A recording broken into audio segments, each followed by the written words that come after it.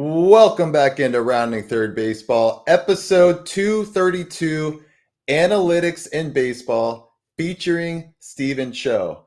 I'm Nick, and we got Harrison back on the reg, off the IL, full time. How are we doing tonight, Harrison? That's two in a row, Nick. That's two in a row. So we're rebuilding the trend. That is incredible. We do have a special guest tonight. He's waiting to come on. We're excited to get into this. But first, let's do the business stuff. Facebook, follow and like. You can subscribe on YouTube. You can follow on Instagram, Rumble, and TikTok. You can also listen on Spotify and Apple Podcasts or wherever you get your podcasts. We also have our affiliate sponsors, Dick's Sporting Goods, MLB Shop, and Lids. You can find these links on the tops of all of our socials. If you do any shopping with these companies, please do them through our links. We get a nice little kickback with no additional cost to you. So please use that. It's a great way to support the podcast. And also our Rounding Third merch. You can find this on Rounding Third Baseball on Etsy. Another great way to support the podcast. And yeah, I know you'd look good in some Rounding Third gear. So please check that out. All right. We are going to welcome on the show Stephen Cho. And he works for Sports Info Solutions as a data scout. So data scout, how do you say it? Data scout. Okay, data. All right. I'm a data guy because I'm a Goonies fan. So anyways, all right. All right. So let's start from the beginning. So you just graduated from UNC Chapel Hill, and just take us from there. So kind of after that, tough job market, obviously coming out 2020, I guess it was 2024. And I kind of stumbled upon this job, and back in March, my friend Tucker Watson, shout out, he had me apply to this Texas Rangers data something job on this website. I forgot the name, but it's basically a sports career website. And I got on the mailing list and I found this job. Not a lot of criteria, and you get paid to watch baseball and kind of keep track of stats. So what could be better? So I applied to it, and I started in January, or I got the job in January and I started in March, and been loving it ever since. All right. So are they hiring? That's my first question. Oh, absolutely. I think so. I think they're getting ready for the football cycle. So if you guys are big into football, for sure, being a video analyst is kind of how you start. And if you do well, I guess we'll get into the assignments later, but if you do well in the assignments, they'll bring you back. And that's kind of really cool. The dream. All right. Awesome. So at the most basic level, what do you do in your job? You're like, run us through an everyday job. So, hey, I can run you through what I did today. So basically I had a minor league game, and I did college games. So they basically assign you college games. So I did Cincinnati versus Tennessee on May 31st. So basically you do normal scoring, like how you would score a baseball game if you were there live. It's just, there's a little bit different things. So for a college game, every ball in play, you're supposed to plot who the intended fielder is on the computer, and kind of where the ball is hit, time the hit to kind of describe what kind of hit it is, a grounder, a chopper. And then they have different designations for line drives and fly balls based off how fast they are hit. And the trajectory. And then you do descriptive defense, how they approach the ball, from which direction, if they field it forehand, if they don't touch it. And then you kind of rate a difficulty of the play. And then at the end of all that, you kind of put enhanced events, either defensive misplays, good fielding plays, and then also for if there's any base runners, they can have positive or negative base running plays. And with all those enhanced events, there has to be a consequence. So if you just look at a routine ground ball to shortstop and he throws them out at first, there would be no good fielding plays. But if it's a pick for the first baseman, that'd be I think it's GFP 36. I don't have to memorize all these. They give us a list. But that's like scooping a bounce throw. Or if it's a diving play, obviously you give a GFP because it's a good play and stuff like that. All right. So like every single out you have to do that for. Yeah. Yes. Oh, also, I forgot to tell you guys, you have to look at shifts too. So in college, they play it kind of like pure baseball, where you can put 3 people on one side, whereas Yeah. majors you can't do that anymore. So that's a full shift, and then you can also have corners in, weak side in, pull side in. So all this is based off of when the camera flips. So when they hit the ball on your computer, you're able to go frame by frame. And so as soon as the camera flips, you kind of identify, hey, is there a shift? Is there not a shift? That kind of stuff. Crazy. Wow. That's And so that's not on every ball in play. And then for like strikeouts, so you know how like the camera angle, you can sometimes see the shortstop behind the mound. yep. So you can identify shifts that way too, on left-handed hitters. To see if like, hey, is there a shift or is there no video? I can't identify a shift, that kind of stuff. Yeah. So Wow.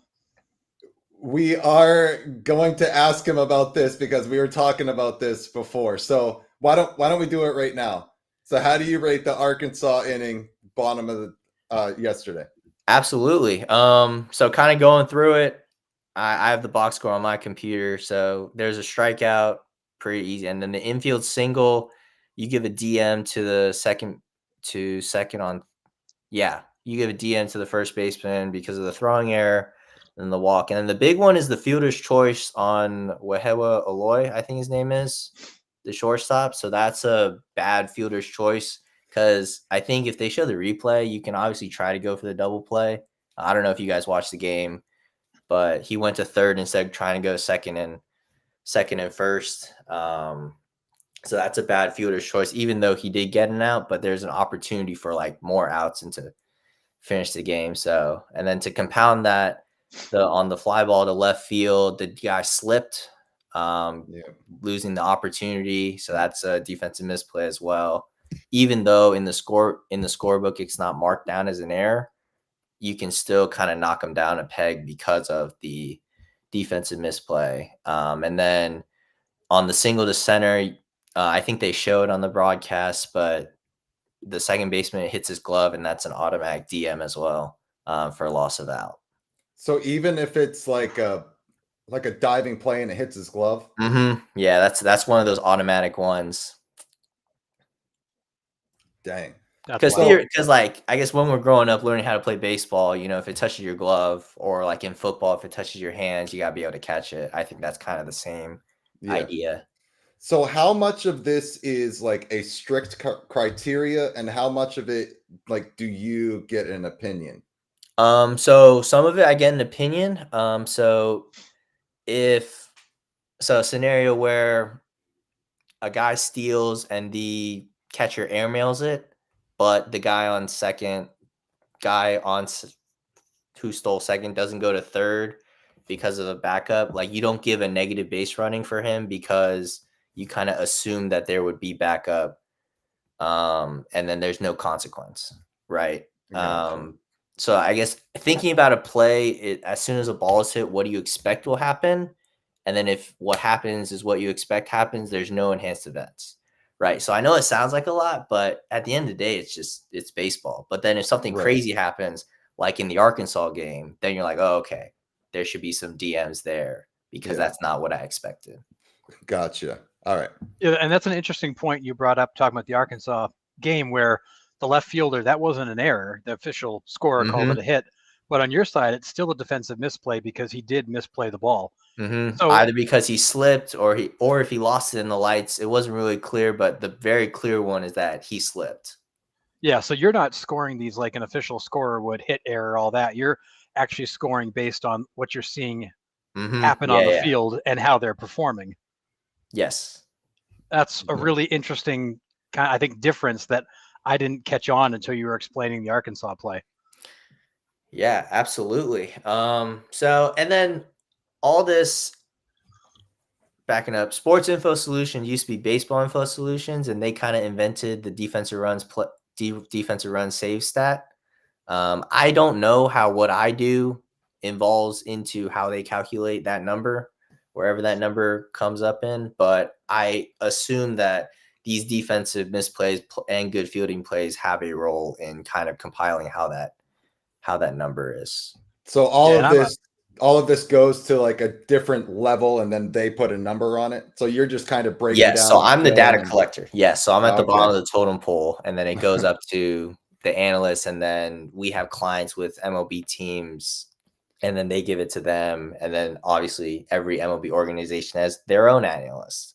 And so that's how they kind of use those numbers. Gotcha. Yeah, I love this because I am such a stats and metrics geek, and I know I drive Nick crazy on the show sometimes. I love WAR, I love DRS, like I love all those metrics, and it's cool to see where they come from because I rely on them a lot. They get discussed a lot. There's always that uncertainty as to what exactly goes into them, but hearing what you're putting together makes a lot of sense because there's a lot of times on the show Nick and I will say, well, that wasn't an error, but that was a bad play. Like that isn't the play they should have made. Mm-hmm. They shouldn't have thrown home in that case because they gave up the extra base. So it's not an error, but it's a bad play, and it's interesting to see how that actually all does get wound into these metrics. Oh yeah. So we do have a question, like sort of in the chat. I want you to kind of run through this. So having great range to get to more plays than others, can it hurt your defensive metrics? So like, I have big range, and I was able to get my glove on the ball, but I misplay it. Does that hurt? Or does my range make up for, being able to get to the ball, even though I misplay it? I'm not sure about that one, but I have heard they do factor in like how fast you move the first like 5 steps or something like that. And I know Mike Yastrzemski has one of the fastest like first 5 steps or something like that. But I think the big thing about is obviously you got to make the routine and easy plays and then make, I guess, half of the 50-50 plays and then make some difficulty plays. But there are also those impossible plays, like a ball hit into the gap that lands, I don't know, way in front of you, like that kind of stuff. But like, I think I'm not sure how all that goes into it, but obviously you want to do something that either prevents advancement or records unexpected outs. That's kind of the two big consequences for a good fielding play. So yeah, I guess I don't know if that answers the question, but that's how kind of I view it as not only a fan, but obviously as this being my job. Yeah, I think that does answer it because like I think of a player like Ellie De La Cruz. He's got incredible range and gets the balls that a lot of guys can't, but he also makes a lot of terrible errors on routine balls. Oh, so yeah. You kind of have to take the good with the bad. Yeah, he might have a big range factor and he may get to some balls guys can't get to, but he also boots a lot of routine ground balls and leads the league in errors. So there's definitely some trade-offs there. Here's another one. So how do teams use the defensive metric stats? I'm not sure, to be honest. I kind of just am the one that collects it. So they kind of, I would guess. So that's how they kind of promote minors, right? If you're good at defense, you're able to move up in the levels. And because we do, honestly, I probably watch the most minor league games out of the 3 categories of college, minor leagues, and majors. So, for example, I watched Mizorowski from the Brewers. He pitched in the minors. He went 6 innings with 12 Ks. I was like, ooh, this guy's really good. And then you see him debut. I think it was like maybe 2 or 3 weeks later. I was like, oh, that makes sense. Yeah. So I think that's why like my data has to be as accurate as possible because these are affecting players' lives. Because if I put a DM on a player when he didn't deserve a DM, that could potentially prevent him from either moving up a league or maybe make him move a position, that kind of stuff. So that's how I kind of guess. But to be honest, I have no idea how they use these DM or good fielding plays, positive, negative base running, all those stats. Wow. So no pressure there. That's what you're saying. Yeah. Right. Yeah, no pressure there. If a guy doesn't get a call up because of a DM. Yeah. So this is a good question too. If a player is playing with an injury, does that impact how you would grade a play? So, Francisco Lindor like tweaked his ankle a few weeks back, and you're watching Frankie Lindor play, and maybe his range is a little bit less, or like he's not getting to the balls he usually does. How does that affect?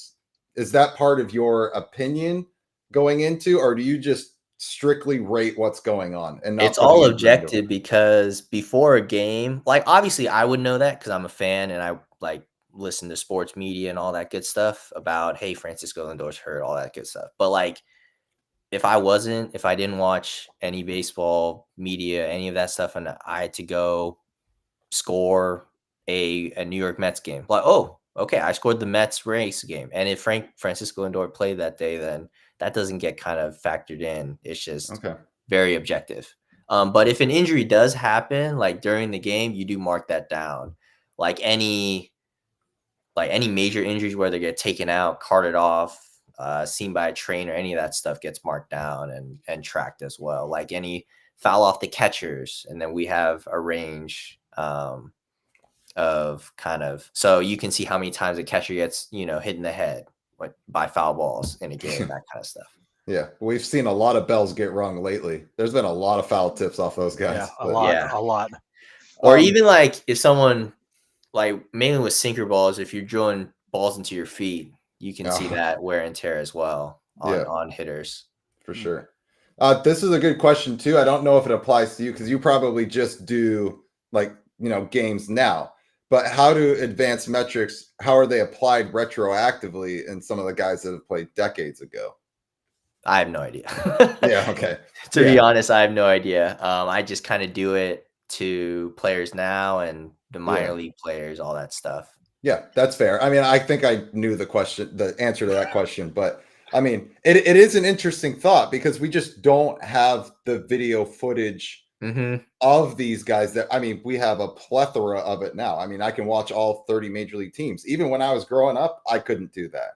Right. So even in the 90s, we didn't have the full access to video that we do now, and especially with social media. But yeah, that was just that was an interesting question. But we got one more, Nick. You need to settle a debate for us, Stephen. So this comes up all the time. Oh my goodness! You can't do that to the captain, guys. What's your problem? I mean, we've all seen the metric. His DRS was -152 through most of his career. Like we've seen all the stats that prove he's a average to below average defender. But in reality, I really overrate the captain. Yeah, that goes with eye test versus the numbers. I think me personally, I'm a big you got to watch the games to be able to evaluate a player. I know that's very counterintuitive with what I do, but I watch a lot of video. I mean, he basically invented the jump throw. That's kind of why we have that kind of throwing style in our how we rate how someone throws. So I feel like that's got to mean something. This is also a good question. So do you go on by what the umpires say? So do bad calls factor in? Now, we do have video replay at most levels, so it usually gets corrected. I say usually because it doesn't always. So do bad calls factor into how you kind of dissect the play?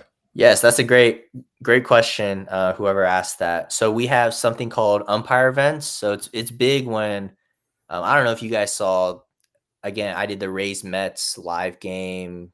I think their getaway game, and Francisco Alvarez threw someone out pickoff on first, and it was reviewed. So you click ump event, you do who made the call, which umpire, and then who challenged and what kind of challenge was a tag play, whether it was right or wrong. So we do track that, what challenges.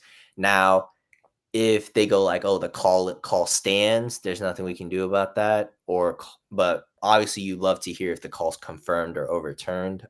So bad plays, we kind of just base it off the box score as much as possible. Especially with minor league games, the play-by-play on MLB.com/game day. But yes, there is a way we do track umpire events, and I guess that kind of grades the umpires on their calls and stuff like that.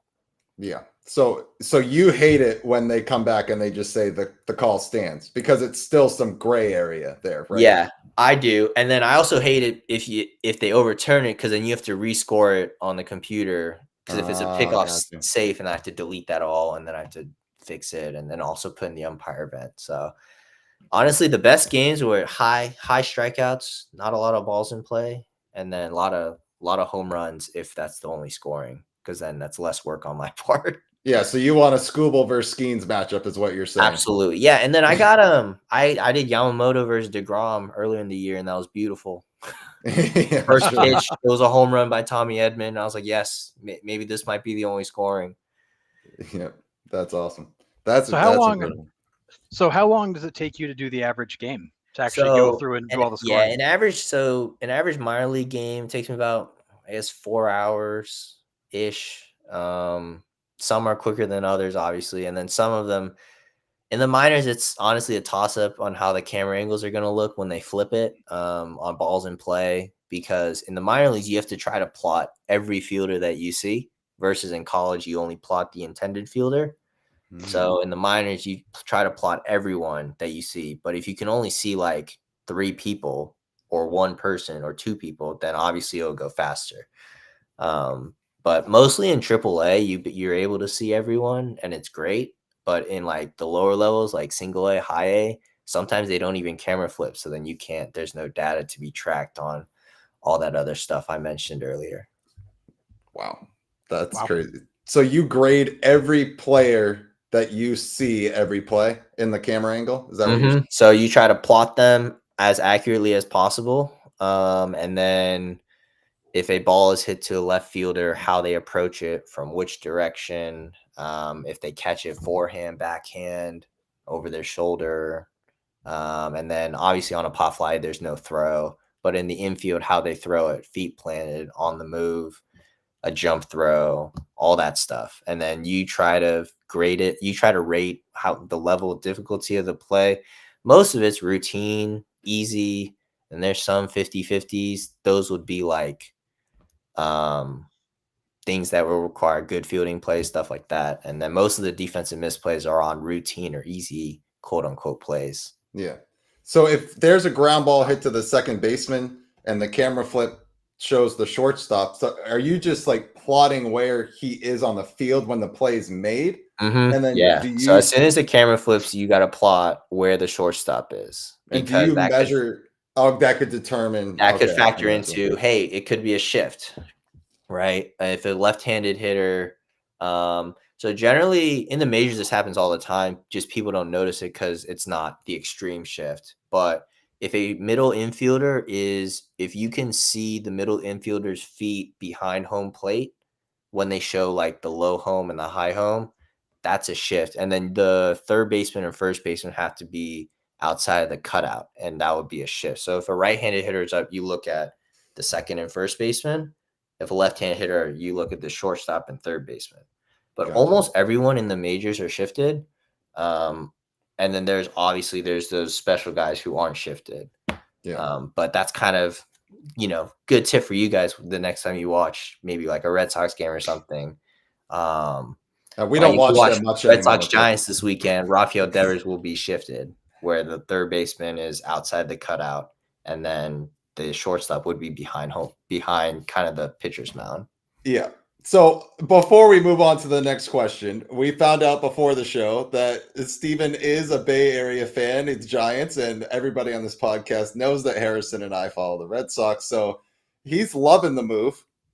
We are loving the move that Devers is gone, but don't like the return. So as a Giants fan, how are you feeling about Devers being in your clubhouse? I'm feeling good about it. It's wild. Like listening to a press conference, you hear that he's willing to play anywhere, which is like real stab in the back of the Red Sox. I think it's funny, obviously, but not to Red Sox people. And but it really lengthens the lineup. We needed a left-handed bat. I mean, we needed a bat for 3 years. That's why we've been swinging at Carlos Correa, Aaron Judge, Shohei. Like all those people, and now we got them with what seems like we kind of gave you a few lemons. Which, sorry about that. Hopefully they pan out, but so and it shows the fans Buster Posey's really going for it, and it's a breath of fresh air from the previous management of how we were kind of nickel and diming, doing all this platooning stuff, but you can't platoon everyone 1 through 9 and all that stuff. So. Yep. Listen, you're preaching to the choir over here about nickel and diamond with a big market team. So Yeah, Yeah. that's what makes no sense to me. Like, I heard they're the second most valuable franchise in baseball, but they traded away Mookie Betts for, I guess now Connor Wong. No offense. Yep. None taken. You trade away Chris Sale for Vaughn Grissom, who's in the minors. Like, Yeah. it makes zero sense to me. Yep. I agree. So, all right, let's get back to it. We got a question. John O'Hara asks, how many people do what you do? So, I mean, if it takes you 4 hours to break down one minor league game, I mean, there's thousands of games across the country every day. I mean, Yeah, probably so not thousands, but generally, a minor league shift is you have 2 minor league games. So when I work, they want you to work 8 hours a day, whether that's just if you finish something up, then you're just doing college games. But generally you get 2 minor league games a day. But I think there's about, I don't know, 60 to 70 scouts in I guess I can check Wow. our group chat, but that's kind of what we have. And then there's VSA, Video Scout Associates. Some of them do minor league games as well. But like my shift actually changed today because all the rainouts in the Midwest. I guess I had one of those games.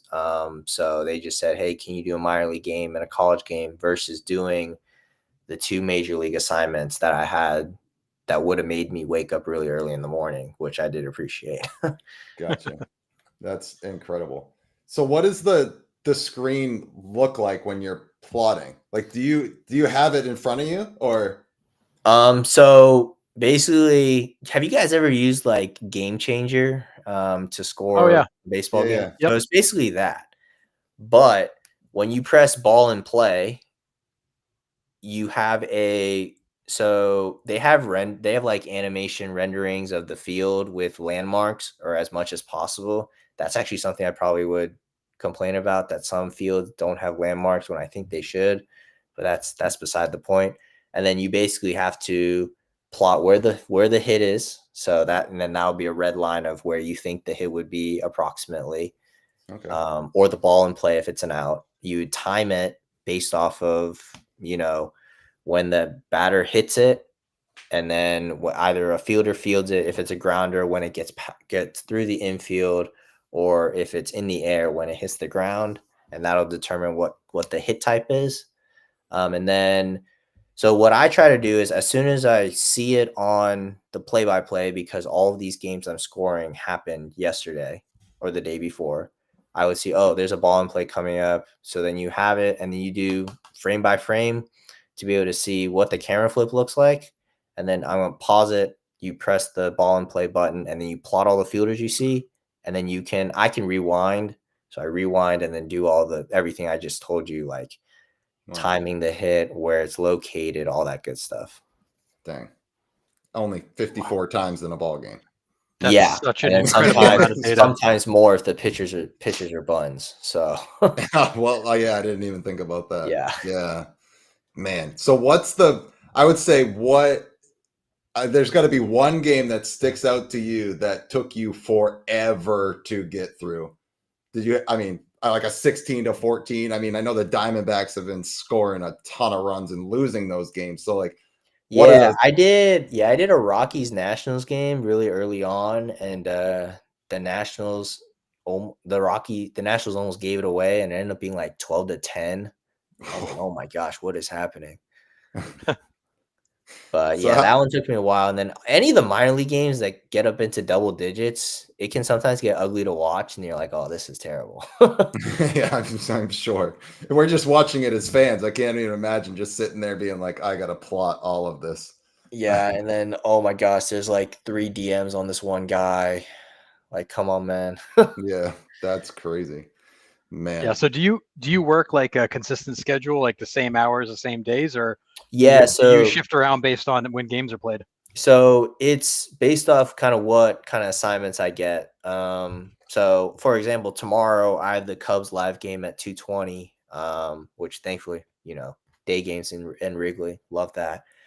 So I'll probably wake up at 9, and then I have a minor league game too. So probably wake up at 9, do the minor league game for a little bit, do the live game, however long that takes, which is usually 4 hours. So I guess that would be 6:20ish, and then either finish my minor league game, But thankfully, they give out the schedule 2 weeks in advance, so you kind of have an idea of what's going to happen throughout the week if you have a lot of live games, or if you have to wake up early for the ball and play audits, which I'm sure I'll explain later.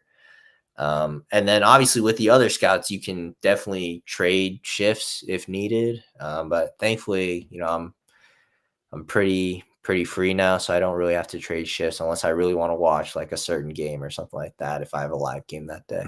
So like a live game, like you're plotting it as the game's going on. Okay, so moving on to MLB stuff. For live games, all we have to do when a ball in play is happening is plot where it's hit location, and time it. That's it. Oh, which dang. is very nice. Yeah. And then obviously identify shifts and all that. So for a live game, we're able, like the company gives us a website to use, and we're able to look at the high home camera as well as the broadcast camera. So you're able to see shifts on every pitch, whether it's a strikeout, walk, or ball in play. And so for live games, all we have to do is do hit location and where it's played, and then score it accurately, and then put in any DMs or GFPs or base running stuff that we think is applicable to. So that's kind of what makes live games nice. But with the fielder plot stuff, that comes in the ball and play audit, which is a second opinion. So you do the same thing. You do descriptive defense. You edit the plots and all that stuff, and then you basically audit what the live person did and how they scored. Okay, so there is like a catch safe or catch all, and then you have the grader, who are people like full timers or people more senior than us that clean it up again, then to send it off to the clients. Nice. Wow. That's cool. So there's like 3 people working on one game essentially before it gets sent off with the final product. Yeah, again, like because this is affecting people's livelihoods. Like we have to be, these have to be perfect, to be honest, to make sure, people are having the numbers correct on, definitely for DRS, which is what the company does. Yeah. That's absolutely incredible. Yeah, man. I'm blown away. Like I learned so much just from this half hour. And then the other big assignment that we do is just frame by frame timer stuff, which is timing like pitch delivery, max effort, first to home to first on a double play ball, first to second, second to home, first to third, second to home, your timing outfield arms, pop time, all that stuff. So that's where like it's very evident who our clients are, to be honest, because you have more events than normal. Like I had 120 something events to time, which is crazy. Wow. Good question by John Temple. Yep. After doing this job for a while and you go to a live game yourself, do you get frustrated if the team doesn't do what you feel analytically should be played? Yes and no. I think seeing as how I watch baseball in college a certain way, it's nice that I'm able to watch it that same way, like when I just turn on a Giants game after work and stuff like that. But I can also go like, oh, that's a DM, that's a GFP. So it's nice to turn it off, because I feel like if I wasn't able to turn it off, it would be very frustrating. Yeah, I'm sure. Yeah, because I mean, I get it. Like as much as you love baseball, it's your job, and after a while, you don't want it to cross over into your enjoyment of baseball. Like I completely get that for sure. But yeah, I gotta ask a question though. So, were you one of those kids, Stephen, that would go to the game, buy the program, and actually like keep the scorebook? Like, is this a trend for you, a pattern in your life? I think I didn't initially, but I have 2 older brothers. My oldest brother did that. So when we went to Durham Bulls games, because the program was free, he would do that, and I would be like, "What are you doing?" But then when I got to high school, that was kind of my job, because I was pretty good at baseball, but I wasn't good enough to play. So I kept track of score on Game Changer on like the iPad. So then that's how I learned how to score games. And then I was crazy. One I think during my sophomore year of college, I did that for like the Giants. just on my own, just for my own enjoyment. And I was like, I'm getting a little obsessive about this. But I think that definitely has helped me in this job, being able to read a play-by-play, what's going on. Is this a fielder's choice versus fielder's choice plus error? Is that a single, double, like that kind of, like being able to read a play-by-play and get that kind of perfect. That's incredible. That's cool. Yeah. All right. So did you explain the ball and play audit a little bit? So is there anything else you want to add that we haven't quite We've got covered, one more. or? We got another question in the, Okay, in go the ahead. chat, Nick, I'll bring up. Does what level you're watching impact how you rate? Yeah, we said like college player might not get to the ball that an MLB player would. Yes, sometimes. But also like you gotta think these college players are also D1 athletes, and then obviously if you hear them on draft boards and stuff like that, so you kind of look at it the same way, but it's again, what do you expect would happen when the ball's in the air or on the ground? If I expect, the shortstop to get to the ball and be able to field it cleanly and throw it out like an Ellie De La Cruz or versus a college player, it's I mean, at the end of the day, it's still baseball. So whatever you think is either routine, easy, but seeing the levels, you definitely notice that there are levels to baseball. Like a college player who's going to be a first round pick, like they're going to be stuck in high A for a year, which doesn't make sense to me, to be honest. Because you feel like if you're a D1 player playing in the College World Series or like the highest level conference, you should be able to be in Double A or something like that. Like JJ Weatherholt is stuck in Double A. Like that doesn't make any sense to me. I feel like he should be in Triple A, but yeah. Well, that was like every team has their process. Yeah, I mean, like Caglianone started in Double A, and he seemed to be stuck there for a little bit, and then went up to Triple A for 5 games, and then they're like, yeah, he doesn't belong here either. Like, yeah, he finally I think, went up, but. And it's also team need, right? They needed the Royals need offense, so that's why they called him up. Yeah. But yeah, so honestly, it doesn't matter. You kind of just have to go to your baseball instincts. Yeah, absolutely. All right. So John asked this question in the show that, football season is coming around and they are hiring for people to do football games. So he wants fantasy football advice. I'm not sure, but I assume that they would be, because I assume that it's the same as my job where you're watching a lot of tape, which football players do more than any other athletes do, and that's what I think. So I do assume that they would be good at fantasy football. This is also another great question. Does the fact that MLB teams have better scouting and access to better analytics get taken into consideration? So I think, in my opinion, that this may or may not be true, but I think all we do is collect the data because there's no really analysts on at our company, or in my opinion, at our company that kind of crunch the numbers. Because every baseball team, obviously, as this question is, different analytics, right? They look for different things. So you just send all the data to their analysts and then they figure it out. Gotcha. So what we kind of do is like raw data, like we collect the raw data, and kind of what our specialty is, DRS with the DMs, GFPs, all that good stuff. And then we send it to these analytics departments, and then they figure out what to do with it and how they want to use it.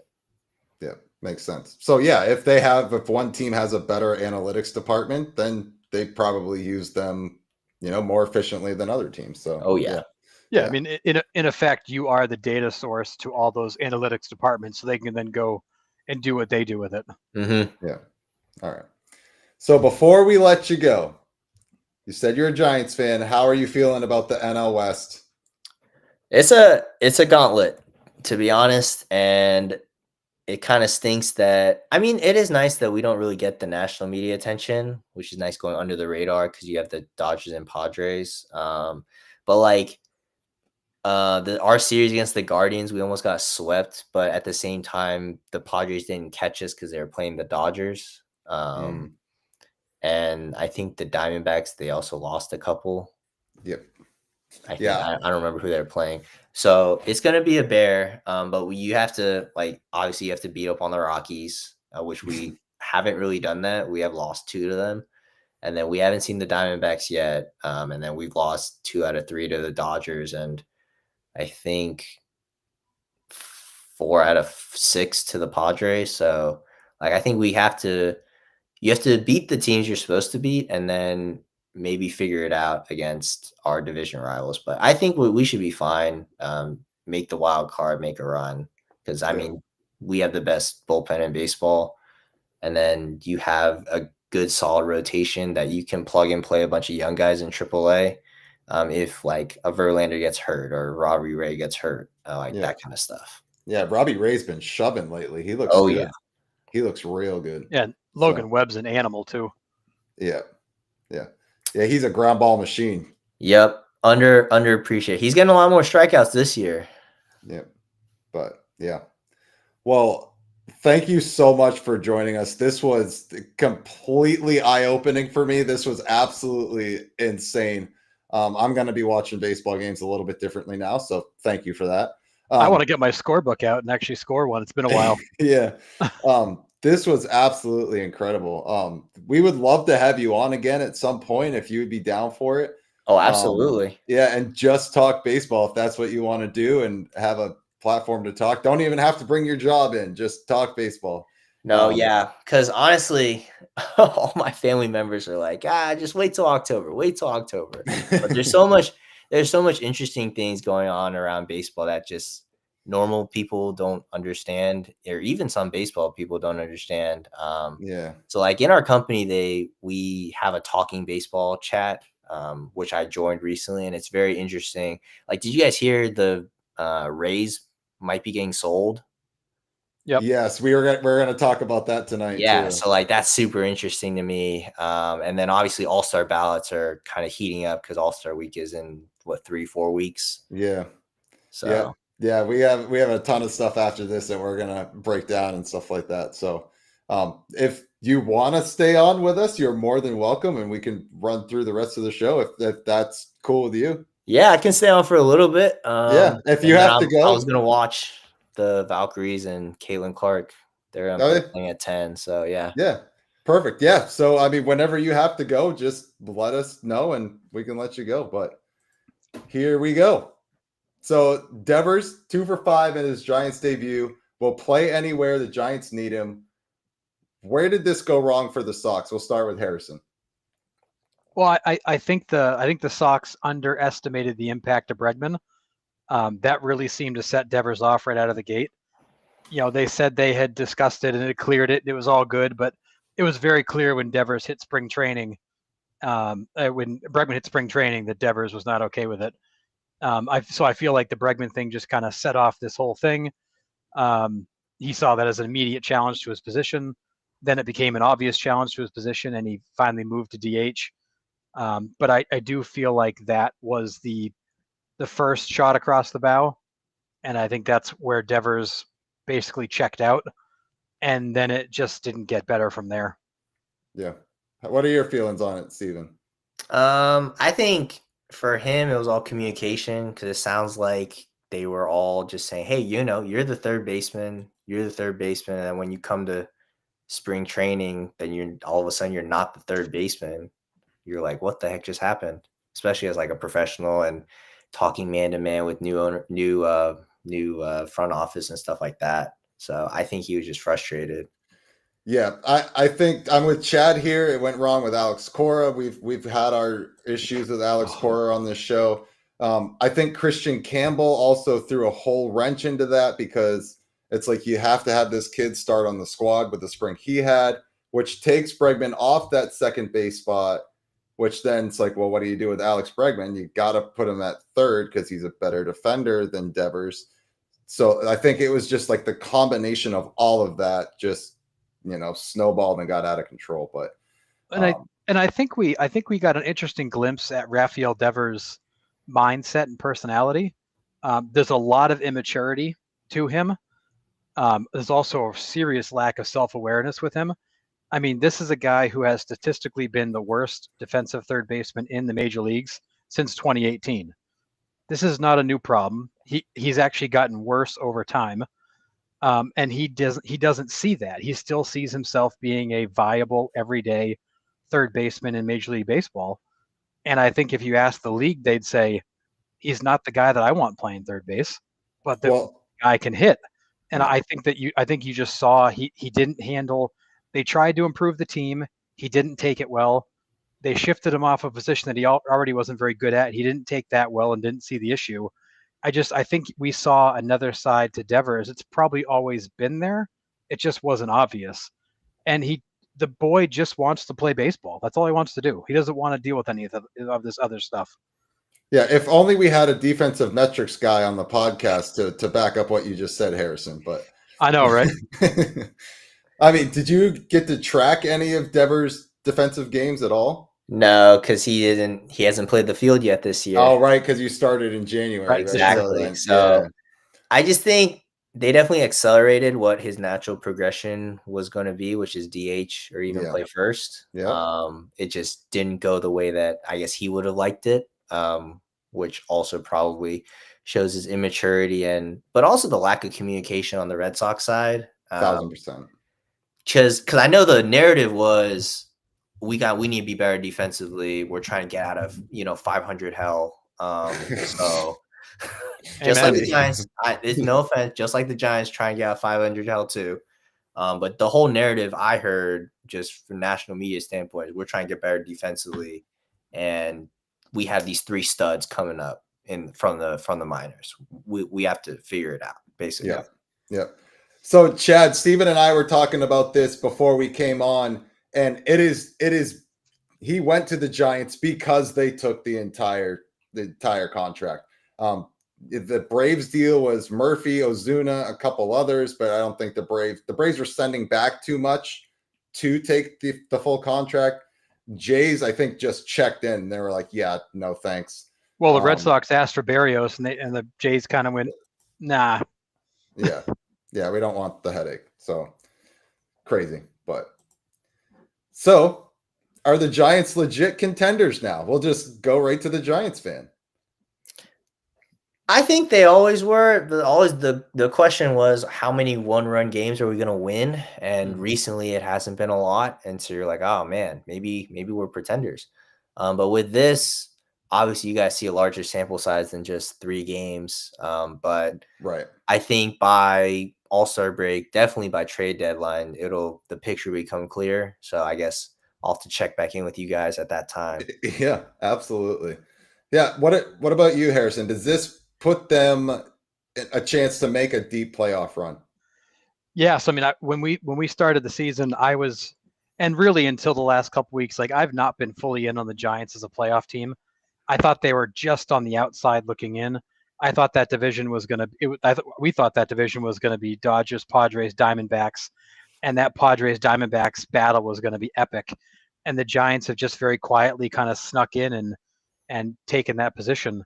I wasn't fully in on them yet. They were starting to get my attention. I do think the Devers trade takes that offense up a notch and puts them over the top because the pitching, as Stephen mentioned, the pitching is very good. The offense was always kind of that, what are we going to get tonight from them? And I think that Devers changes that. So I believe the Giants are a wild card team and a team that a lot of teams are going to look at in the playoffs and go, no, thank you. Please let me play somebody else. Yeah, I mean, I'm high on my Diamondbacks like I have been the last 3 years, but too many injuries in their bullpen. Corbin Burns going down. Their inconsistency. I mean, they can put up, like I said, 12 runs and still lose games because they can't prevent them. I draw this comparison all the time. They are the NL Boston Red Sox. They can put up a ton of runs. They can't prevent them. I think the Diamondbacks don't have a prayer this year, unfortunately. I mean, they can get hot, but they just don't have the pitching right now. And Zach Gallen looks not good. And that hurts. But yeah, I like this Giants team. I think I'm jumping on the bandwagon here. I think I've been watching a lot more Giants lately. And definitely tuned in for Devers' debut there the other night. But I think they can make a run here.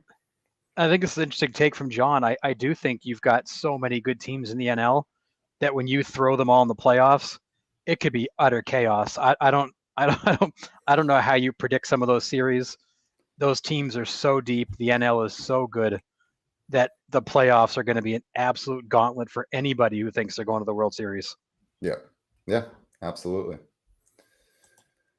All right, Nick Castellanos lost his consecutive games played streak. I think it was at 236. He made inappropriate comments to Phillies manager Rob Thompson. It hasn't come out what he said exactly, but it couldn't have been very nice. I mean, what's your take on that? I mean, good for the manager for sitting him down. Yep. Right, showing some authority and like, dude, like I'm the leader of this team. Like, you don't talk to me like that. Have a seat. Like, is that lacking in today's game at all, do you think? Go ahead, Stephen. I think so, a little bit. I think it's I don't know how many quote unquote old school older managers there are, but I know Rob Thompson is one of them. I know the new school managers, I don't know if they'll be able to take that, even if it's someone maybe the same age as Castellanos. But I think just keeping old school in baseball is still a good thing, in my opinion. Yeah, I agree. I mean, we had a situation a couple weeks ago in that Red Sox Angel series where Rafael Devers quit on a ground ball running to first. He got about 3/4 way down the line, then slowed down dramatically and was thrown out by like a step late in the game when they had a runner at third. And as he came off the field, Alex Cora was trying to get his attention to talk to him. Devers walked right by him, put his helmet away, sat down on the bench. And I sent Nick a message going, holy crap, like, how does that happen in today's game where the player just completely disregards the manager and nothing comes of it? And that's one of the many issues we have with Alex Cora. But it goes to show exactly the point Stephen was making, where a lot of these newer school managers, Cora and Boone and that crop, they want to be their friends, not their manager. And I think there are situations where they need to take a tough stance and they don't because they want to be liked. Yeah.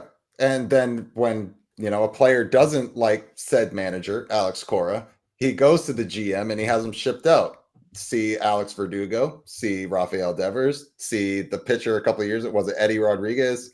See all those. Yeah, somebody. Yeah. So it's actually one of the things, and you'll appreciate this, Stephen. It's one of the things I always liked about Gabe Kapler as a manager. I remember in San Francisco, he had that one time he went out to the mound and the guy didn't want to give him the ball.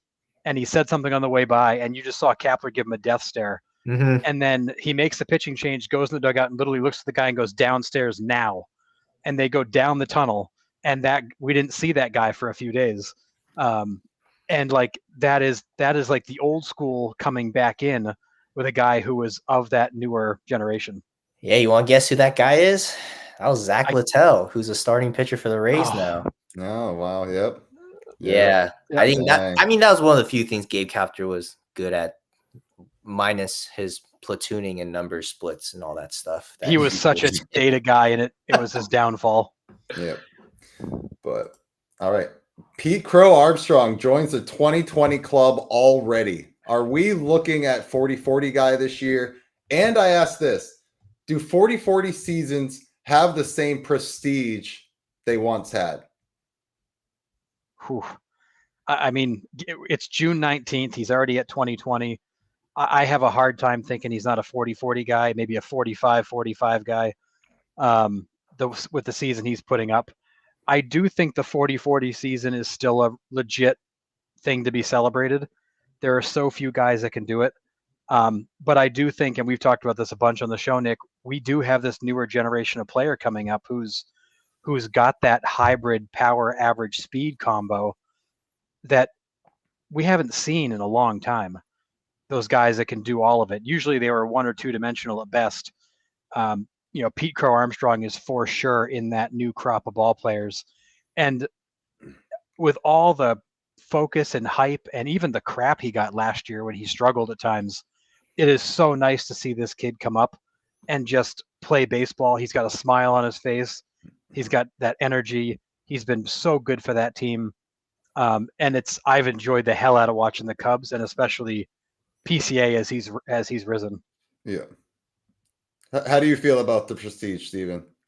I think it's still there, to be honest. Yes, they increased the bases and had all these disengagement rules to promote stealing, but you still got to be able to steal the bases and be fast and also have the power. Because this was a guy like PCA was a guy who barely hit the ball out, but then now you look at his swing adjustment where he's more into his legs, and now he's I think the big question with him is, can he keep up the power? Can he be on pace and keep up the power numbers? Because there is no question that he'll steal 40 bags. But the real question is, will he be on base to do that and then have the power numbers while also being amazing defensively as well?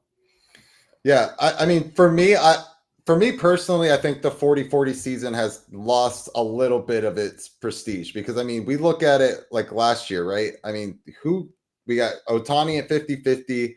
Ramirez was damn close. He was 39-40, I think, or 39-41, something like that.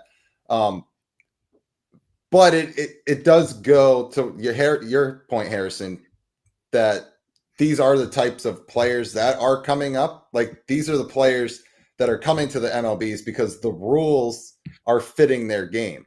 So they're going to plug those type of guys in their lineup because it is a power and speed game now. It's low contact, high power, and speed. If you got, power and speed in your toolbox, you're going to be in the major leagues. So, I mean, to me, it didn't happen often. And now we're seeing it happen more. So I think the prestige, I mean, it's still incredible. It's still an incredible feat. It's not what I'm saying. But I think the flash of it is kind of going away just because more people are doing it. More guys are doing it regularly. Yeah, and I think Steven brings up a good point too. Like, you have to think about the rule changes, the pitch clock, the disengagements. We've said it a bunch of times, Nick. Stealing bases is easier now than it's been in a long, long time. I mean, hell, Ricky Henderson might have stolen 200 under these rules. So I definitely think MLB has realized, like, stealing had died as a realistic, viable stat. Yeah. And they tweaked the rules to bring that back, and these guys do definitely have advantages. So I do think part of it is guys that were fast are better able to use that speed. But at the same time, you got to get on base. You got to steal the base. You got to read the pitcher. You got to hit the home runs. You got to show up every day. Like, there's still a lot that goes into getting there. But there is we also have to acknowledge the fact that the rules are different now than they were even just a few years ago. Yeah. I think I just looked it up. There's only like 6 guys that made the 40-40 club. I think the one that lost the prestige is the 30-30 because I feel like that happens all the time. Yeah. That's fair. That's fair. Yeah, that's a good point. Okay. I mean, you got Pete Armstrong at 2020 in June. Yeah. I mean, he might be at 30-30 by early August for all we know. And, now it's like, well, geez, is that really much of a benchmark anymore? I mean, Shohei was at 30-30 by the All-Star break, right? I mean, there's definitely that category I feel like doesn't get talked about anymore. And to Steven's point, probably shouldn't. Yeah. All right. Christian Campbell, option to AAA today. Would you rather him go down and find his swing or keep learning on this level? Do you think that's just dependent on which direction the Red Sox want to go? Because I saw an article said that they want to be buyers at the deadline. Do the Red Sox still think they're in this? I think it has everything to do with what the front office thinks this team's capable of. If they think they're going to be buyers and they think they've got a shot to make the playoffs, then yeah, I think you have to send him down and let him learn in AAA and bring him back when he's ready. If you don't think this is your season and you don't think you're a playoff team, then I'd rather see him learn on the job in the major leagues than go down to AAA and rake against guys he's better than. It was the same argument for, leaving Roman Anthony down in the minors longer. Yes, there's things you wanted to see him do, but he's not doing it against the same level and quality of pitcher as he's going to have to do it when he gets to the next level. So, what's the point? Yeah. Yeah. I don't know. It's hard for me because this guy was the reason, or one of the reasons, that Devers was unhappy. You extended this guy early. You had to make the club out of spring. You upset the entire apple cart. And then now you sent him down to AAA. And you're just like, well, okay, was that all for naught? like, did we extend too early? Did we, there's a lot of second guessing now. I mean, hindsight's always 2020. I get it. But to me, I think I would have stuck with him a little bit longer. I know he's been struggling quite a bit lately. But if you've already put your eggs in this basket, I think you got to stick with it. Well, I do think there's, and I agree. I think there's two other things to this. I think one, I think for Campbell, the defense has been really concerning lately. He's made some just really amateur looking errors. Dropped a line drive, misplayed a ground ball, where he overran it. Like he's made some really ugly errors that kind of make you wonder if he's still trying to adjust. And I do wonder if there's an angle here where Marcelo Meyer's been playing great. Do you move him out to give Marcelo more playing time because you need to free up a roster spot or a lineup spot?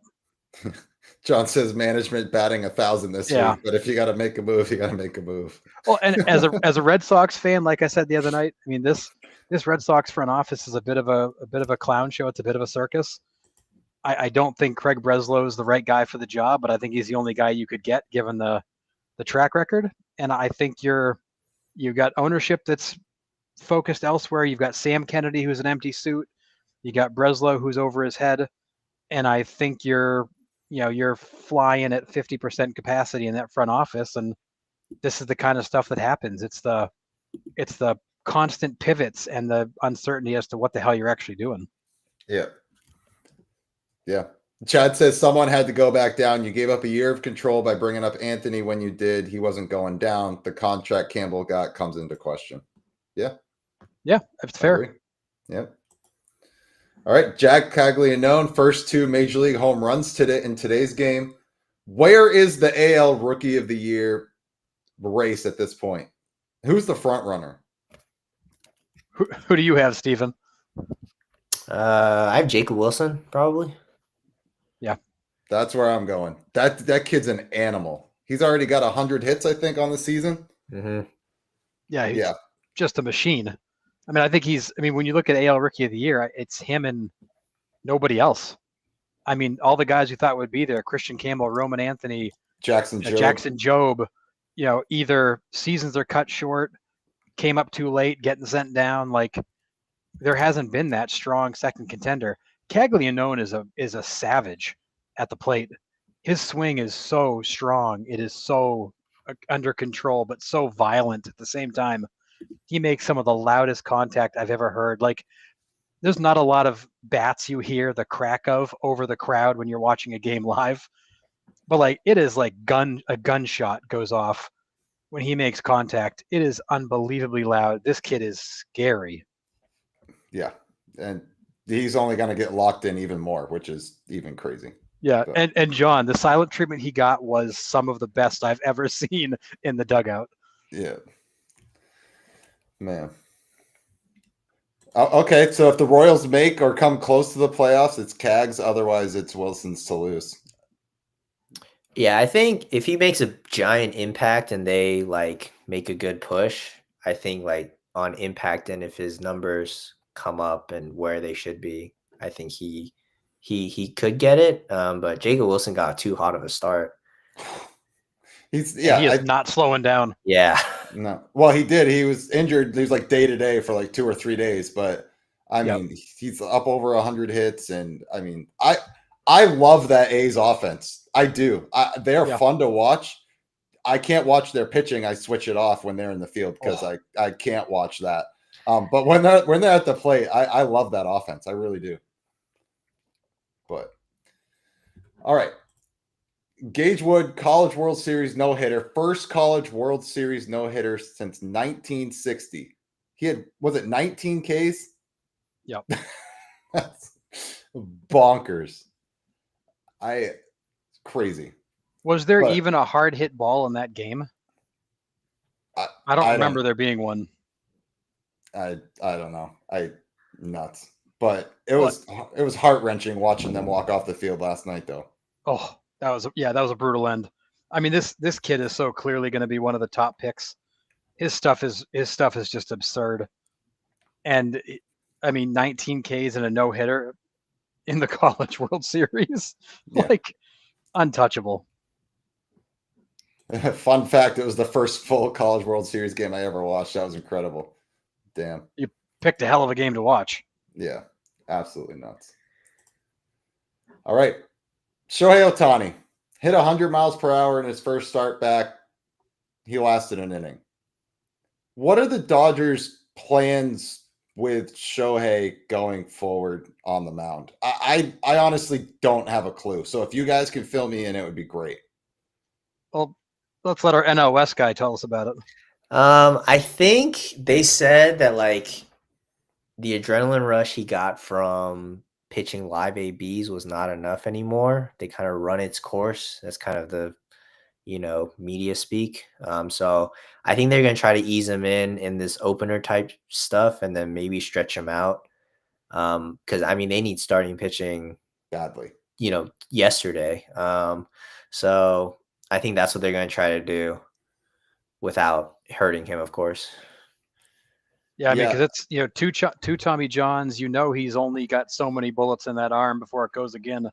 You got to try to get the most out of him that you can. But I will say, I watched the outing. It was rough. I mean, he was all over the place. He could barely find the strike zone at times. The stuff is still good. He didn't look ready, or he just looked too amped up. I'm not sure which one it was, but it was a struggle. But it was nice to see him back, and Nick and I continue to go back and forth. Given the value he provides as a DH, do you really want to use him as a pitcher that much anymore? Or do you want him to just hit and steal bases? Because pitching is a distraction from hitting, and where's his most value? And I think at this point his stuff is good and he can pitch, but I don't think he's most valuable to use a pitcher anymore. Yeah, for me, I say this kind of regularly on here about Shohei is I think he would fit in a closer role for the Dodgers. Yep. He can DH the entire game and then come in the ninth. You lose the DH for that, half inning. And if he gives it up, you go into extra innings, guess what? Like, he's still hitting. So I really think a closer role preserves his arm. You can select when you don't use him because, I mean, you got what? Blake Trine and Kirby Yates. You got 5 other closers in your bullpen. So if you don't want Shohei to pitch, he doesn't have to. Or use him for a high leverage situation. I think long term, I think that's where they should go. But again, I say this a lot too. That's why I'm sitting on the couch talking about baseball and I'm not in the dugout. So, I mean, you're also paying this guy $700 million. Over 10 years. So I get you want to use him to his full capacity. And that's starting on the mound for 5 or 6 innings every 5th game and hitting 50 bombs for you a year. So I get that aspect too. But I think if you want the longevity and the impact of his arm on the mound, closing to me makes sense. Yeah, and I think for flow of the game and all that, like, it makes a lot of sense. I do think, though, that the Dodgers are looking at the contract and the investment and saying, gee, it'd be nice to get more than that out of him. But at the same time, for the Dodgers, I don't think money's an issue. So I think they'll make the right decision. Is he a great starter? Maybe. He's definitely a good starter. But is it worth having him go out there and run the risk of blowing out the elbow again, where he can't play at all, and going through that whole process again for a while to try to squeeze a few more innings out of him when you're getting plenty out of him as a hitter only? Yeah. And maybe you're selective. It's maybe he starts every 5 days or 6 days or 7 days, or you pick the games you want him to pitch in. We're based on that way the schedule lays out. If we start you here, you get an extra day's rest. We'll have you start in that series. I don't know that he's going to be like a regular rotation member in that sense, but to Steven's point, the Dodgers need starting pitching because they've got like 9 guys in the IL. Yeah. They may be forced to just throw them in and say, give us whatever you can. Yeah, absolutely.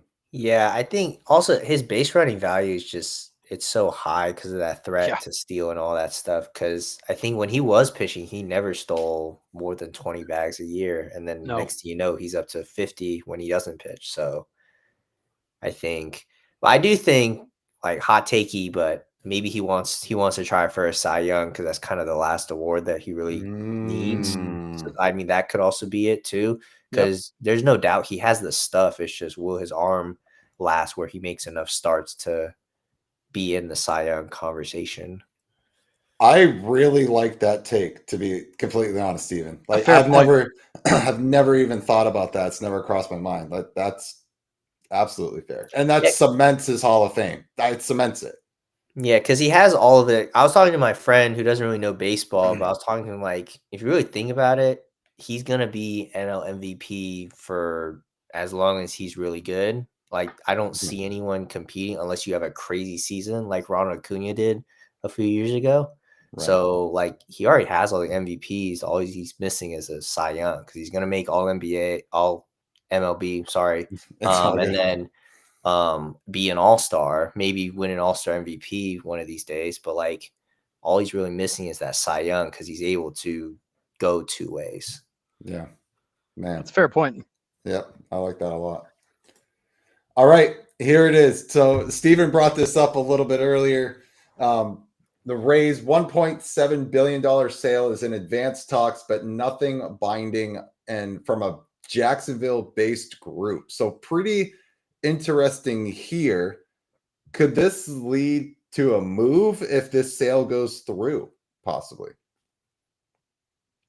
What are your thoughts, Stephen, on this? Or Harrison, go ahead. Whoever wants to. So I'll jump in real quick. So the way it's being framed right now is that this is a Jacksonville-based group led by a guy who is a real estate developer. He's developed large tracts of the area, builds a ton of homes. He's a billionaire himself, and it's been framed as he lives in Jacksonville. He's in the Jacksonville area, but there's been no discussion as that any part of this deal would include or require a move. It doesn't mean they wouldn't come back and explore that. But it was left open as we want to buy the team and make sense of kind of what we're doing in Tampa St. Pete. We're not looking to just buy it and try to bring it to Jacksonville because, this group that's looking at buying it, they don't currently have the financing in place. They don't have a location. They don't have a ballpark design like you would be, as we saw with the A's. You're 3 to 4 years out from there being a ballpark even built. So it's not like it's a quick decision, and Jacksonville also is running out of space for stuff like this. They'd have to probably push it out of downtown, which may or may not be ideal. So could it prompt a move? Yeah, it might, but it doesn't seem like that's going to be required. What I find more surprising is that the Orlando group, the Dreamers, are not in on this right now because they have everything lined up for a new ballpark and everything. They seemed like they were more ready to go. It's a bit surprising that for less than the cost of an expansion team, they're not just going to buy the Rays. See, he says, guys, it's on like Donkey Kong. I heard this crap before they moved the Sonics out of Seattle, and then they were gone within 2 years. Yeah. I mean, I can't hear a bunch of drunks yell Duval every time there's a home run. But what are your thoughts on this, Stephen? The whole, you can talk about the whole Rays saga if you want to. I have no idea what any of this means, whether they're going to move or not, because I know they're trying to build the Trop back. That's why they're playing in Steinbrenner Field. I'm more curious about, since they have new ownership, will they try to use more money in their roster? The A's owner has claimed that he would when they move to Vegas. That's kind of what my angle is. The curiosity comes from.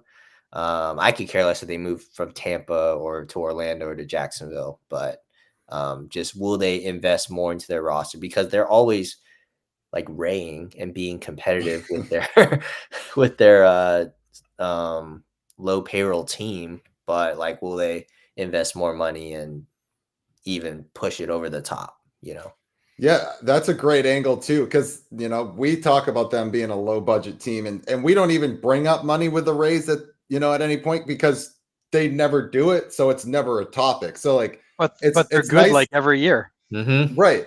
So it's good to get like some, a fresh perspective and thinking on that, Stephen, because like I just automatically took that out of my head. Oh, the Rays don't spend, but new ownership group would change, or you're hoping it would change that mentality and put the Rays over the top. I mean, that's another great point.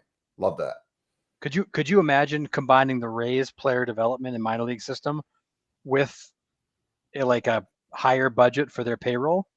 I mean, that would be scary to have that pipeline of young players. It is. Yeah. It's literally the Dodgers. Yep. But yeah.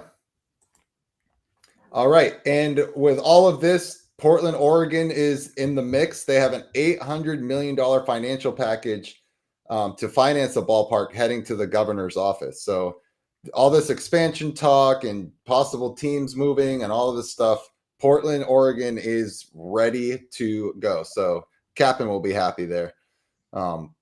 Your thoughts on a team in Portland? What would you think, Stephen? I think it's nice to have like the major teams all in one area. So like I guess Portland already has basketball. That's about it, actually. I guess they're getting a WNBA team next year. Okay. But kind of putting it all together. I was going to ask you guys, since we're on expansion talk, where would you guys want the next? I guess they would have to add two, right? Two expansion teams to be. Yep. Well, everybody on this podcast knows where I want the MLB team to be. I want it in Raleigh. I really do. But honestly, I see if the Rays don't move to Orlando, I see Orlando in the best position to make a bid for the expansion. On the East Coast and on the West Coast, it's Salt Lake City or Portland. It's a toss-up between those two. Because Salt Lake City has the hockey team. They have the Jazz. I think Salt Lake City is the front runner on the West Coast. But that's just my 2 cents. Where do you see it? I'm in the same boat as Nick. I think the West Coast is either Salt Lake or Portland. On the East Coast, I think it's either Orlando or Nashville. I so badly want to see baseball return to Montreal and have it done right. I just don't think MLB is going to go back there because of how badly it ended. But that market is double the size of any of these markets they're looking at. It's huge. They prove that they'll come out if the team's good. I'd love to see Montreal have baseball again. I just don't think it's going to happen. Yeah, I think it would be cool if it's in Raleigh because it'll kind of break up, I guess, Braves country down in the Southeast. Yes. Which is not good for the Braves, but it's definitely ideal, either Raleigh or Nashville. And then it's interesting. I know Portland, they had something going. I didn't know that they, are actually moving forward with it, but kind of breaking up Seattle and I guess the California teams is also a good idea too. Yeah, I mean, Seattle and the Colorado Rockies are on their own islands, and no one's near them. Yeah. But yeah, I mean, I say it all the time. Like, I love, like, people don't realize how far away Raleigh is from other MLB teams. Like 6 hours is our closest one. And it's the Braves. We got the, Nationals and Orioles and DC. And then the Reds are 8 hours away. So, I mean, we're really in the middle of nowhere. Nashville's in the middle of nowhere too. They're not really, I mean, they're closer to, obviously, to Missouri and stuff, but we really have nothing around us. But yet we're blacked out of everything. But that's a discussion for a different day. But yeah, for me, it's Raleigh, Orlando, East Coast, and then Portland, Salt Lake City, West Coast, I think. But yeah, and worth mentioning, Chad brings this up in the chat. Maybe that's why Orlando's out on the Rays. They want the push for expansion. I think it's worth noting though that right now the expansion fee is expected to be $2.2 billion for this next wave of expansion. And you still got to go pay for a ballpark. You could buy the Rays right now for $1.7 billion. You're going to get a team, a minor league system, a staff in place, a ballpark. Everything comes ready for $500 million less than, $500 million less than the cost of waiting for an expansion team and then still having to do all that legwork. I'm surprised that Orlando is not all over the Rays and planning that move. Yeah, that's a great point. All right. All-star voting underway. Who's our top top vote getters in each league right now. Oh. Have they even released an early ballot yet? Yeah, I think the it's first Shohei ones and just came Judge, out. right? Or yes, it should be. We got, let's see. Judge and Shohei are leading, and it's not even close. Shocker. There's 7 players who've gotten 1 million plus votes. Who are they? So right now, your current leaders in the AL, it's Cal Raleigh, Paul Goldschmidt, Gleyber Torres, Jose Ramirez, Jacob Wilson, Mike Trout, Riley Green, Aaron Judge, and Ryan O'Hearn. In the National League, you've got Will Smith, Freddie Freeman, Ketel Marte, Manny Machado, Francisco Lindor, Teoscar Hernandez, Pete Crow Armstrong, Kyle Tucker, and Shohei Ohtani. Dang. Kind of hard to argue with those teams. Yeah. There's not really anybody I can think about switching out. No. I mean, Ryan O'Hearn is a big shock to me in the year he's having. His vote total is really pretty low. So yeah. I'm thinking he's more winning that not because he's winning it, but because nobody else is getting any votes. Well, he's also having a pretty good year. I don't think he stays on the Orioles this year either. I think he gets moved at the deadline. That's a good chance of that.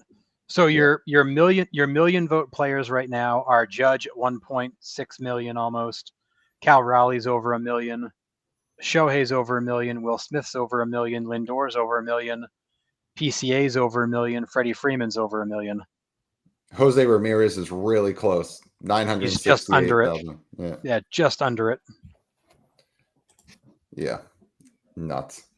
I still think Jose Ramirez is the most underappreciated guy in the MLB right now. And it's not even close. Yeah. Oh yeah. I mean, as he continues to get more and more respect and appreciation around the league and from fans, it's still not enough. No, it really isn't. Yeah. Is there anybody you would change out there, Stephen? There's a little bit of a debate between the Polar Bear and Freddie Freeman. The Polar Bear is putting up numbers not normal to Polar Bear numbers. I think that's about it. And I guess putting Stephen Kwan in over, I don't know who the other outfielders are, over like Mike Trout or something. Yeah, I mean, Mike Trout, missing that big chunk of time early in the season too. Like, he's getting those votes just on his name. I mean, granted, when he's on the field, he still puts the ball over the fence and still makes a huge impact in the game. I get it, but he missed, was it a month? 3 weeks?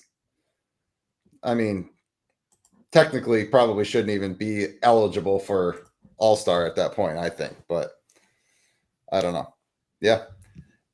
I mean, those teams are disgusting. I can't wait to see them play it out, but that's gross. What's your feeling on All-Star Weekend in general, Stephen? Like how the Home Run Derby is, Celebrity All-Star Game. Do you think there's anything that they should change to spruce it up a little bit, or do you think it's fine where it is? I think overall it's good. Maybe a different skills competition other than the Home Run Derby. Yeah, I don't know what that would be, but just something. The bunting. Nick wants the Korean bunting. Oh yeah, the Korean bunting derby is so sick. The fans love it. That could be it too. But I mean, I think generally in the public, baseball has the best all-star game because in basketball they don't try, and football it's flag football. So yeah, baseball it's you can't really generally the game is fine. It's just maybe some stuff around it because sure the Home Run Derby is cool and all, but there's so much more to being good at baseball than just hitting dingers. I know that's what fans like, but I guess for baseball people like me, we like to see more athletic skills competition and stuff like that.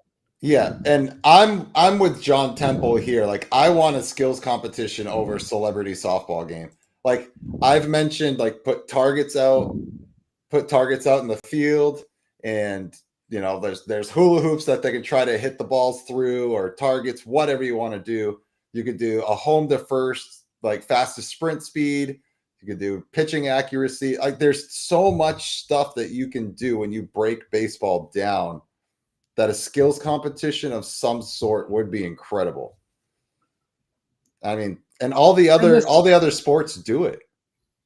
I miss the days. I remember back when I was probably a teenager, maybe in college, like that celebrity softball game was one of the most fun things to watch, that whole all-star kind of break, because there were some of the biggest names, and it was lighthearted and fun, and and now it's a bunch of, like, you watch it and you're like, who the hell are these people? Yeah. It's like, oh, this is some YouTube food influencer. I'm like, I don't care. Like, give me Snoop Dogg. Like, where's Snoop Dogg at? Right.